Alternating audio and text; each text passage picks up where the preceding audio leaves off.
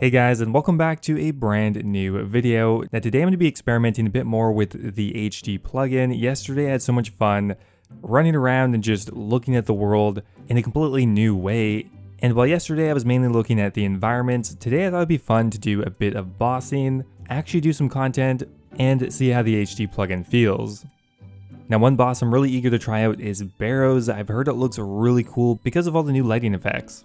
Now as far as settings, I haven't really changed up too much since yesterday. The only thing I've kind of been experimenting with is low detail mode. I'm not really sure how I feel about it yet, but it does make things a little bit more clean. Although I do wish there was a little bit of grass, but maybe just a bit less grass than there is now.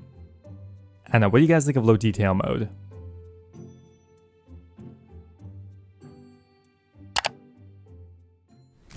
Okay, so first up here, let's head over to Barrows. So immediately things are very dark. There's some very moody lighting here. While I found the underground areas a little bit dark, I gotta say this is so cool. I love the lightning effect. It just makes this whole area so cool. So let's go down to the crypt. Crypt is actually surprisingly bright thanks to some lighting around the actual center crypt bit. Now one thing I didn't really get to experiment with yesterday is there's actually some lighting effects on your actual spells. You can see just around my character everything lights up as I shoot out my bolt of magic. It just looks so cool here, and here's what it looked prior to the update. I'm quite a fan how the underground crypt is actually well lit. That's my only main gripe with the day one release so far is some things are very dark underground, and I'm happy to see that while it does have a moody feel, everything is quite visible.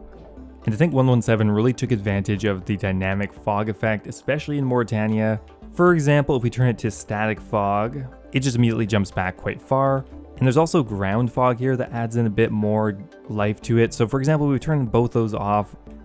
It still looks really cool, and maybe some people would like to see further, but having dynamic fog and ground fog on really makes these little mounds pop. But all at the same time, it's all still very visible and no issues actually doing Barrows. It does not impact gameplay at all as far as I'm concerned.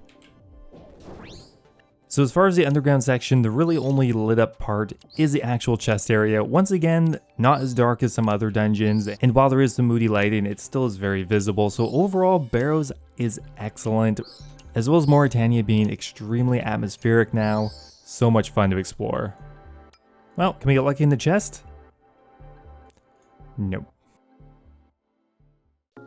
Alright, so the next boss we're going to do is Zorra, and we're starting here in Zorandra right by the fire. Honestly, any dark area near a fire looks so good, just the lighting effects bring everything to life. I still can't quite get over it. Now to me, in one of the preview images, I thought the Zorandra boss pit seemed a bit dark, so I'm definitely curious to go check it out. So while there are no light sources here, it's not particularly dark, everything is quite visible. Personally, I think it'd be really nice if there's just a very small torch on those poles, although maybe that'd be a little too distracting.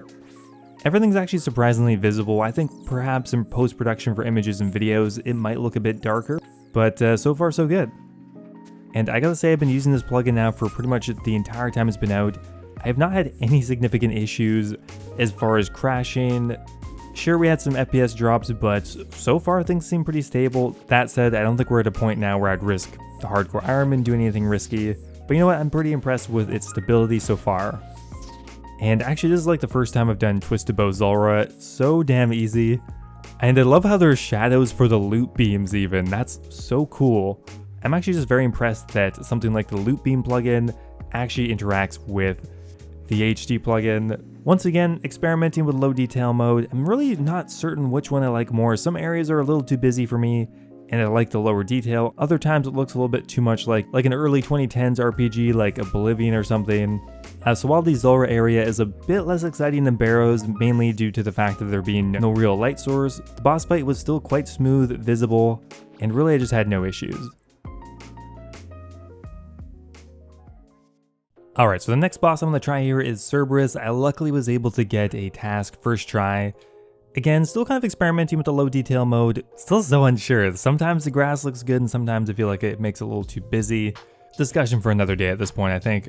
So Cerberus is one of my favorite bosses, so I'm really excited to see what it's like. Also, the Taverley dungeon is looking very cool. The darker areas in general have a lot more opportunity to look very beautiful, mainly because of the lighting effects. I just kind of noticed this, but the fire cape, I would say it looks a little bit too bright. I think there are some effects on it as well when you're in darker areas.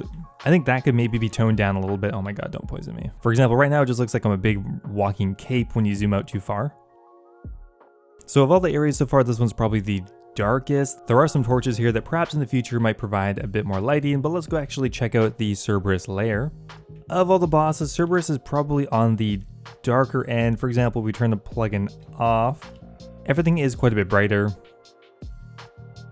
But let's go ahead and go for a kill. I also brought the Undead Thrall just for a little extra excitement.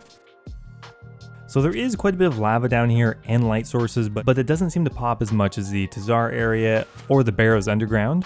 But, well, there we go. Easy Cerberus kill down. Oh my god. Eternal Crystal. Well, that's pretty nice for the video. Well, I guess we'll do another kill for the back-to-back.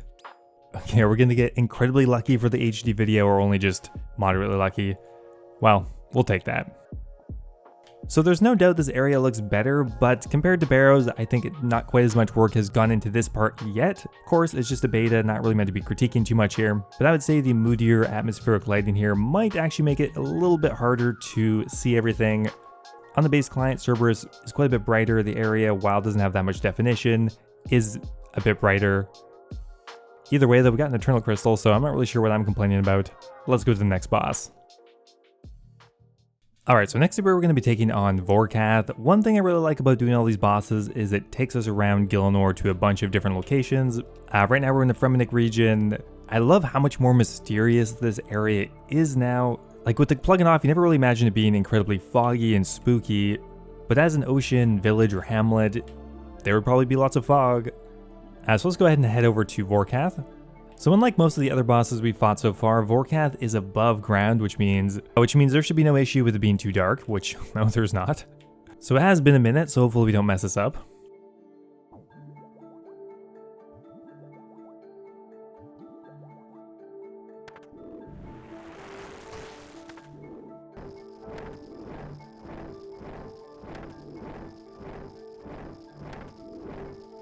Okay, so there's a Vorkath kill. Not much to be said for this area. It looks really good, as all the HD areas do. Mostly there are some different textures on the ground. Compared to everywhere else, there aren't too many effects. It's just a clean layout, which means everything is very visible. I think just the most notable thing that I really like is just the Vorkath itself. There's just some really cool shadows underneath her. But you know what? The arena is just that. It's an arena. Now, one area I spent quite a bit of time in yesterday was the Catacombs. And I gotta say, Karen in general just looks amazing. Some of the more modern, I have modern in air quotes here, but some of the more modern textures really do look good with the HD shaders. Like these tiling effects and shadow effects on the stairs just look really good. But what I wanted to show you guys is the Karen Underground. I spent a lot of time in there yesterday. And down here, things are notably different. Now, things are quite dark, but there are some moderate lighting on the crystals themselves, which previously I didn't even really think of them being a light source, but they kind of blend in right now. But when you turn them on, they're quite a noticeable feature. Especially the ones down here are particularly bright. Once again, these underground areas really do show off what the plugin is capable of. And I really wanted to highlight how good these look. I'll get out of the way. Kind of similar to the Active Functus. And that reminds me, maybe we should do a Skatizo kill. I forgot there was even a boss down here. Okay, so let's have a quick look at Skatizo.